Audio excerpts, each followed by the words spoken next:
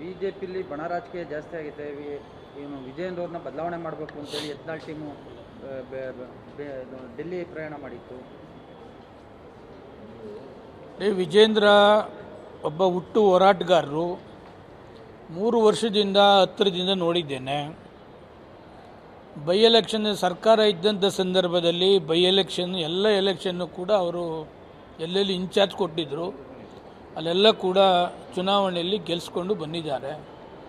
ಯಾವತ್ತೂ ವಿಜೇಂದ್ರ ಅವರು ದ್ವೇಷದ ರಾಜಕಾರಣವನ್ನು ಮಾಡ್ತಕ್ಕಂಥದ್ದನ್ನು ನಾನು ನೋಡಲಿಲ್ಲ.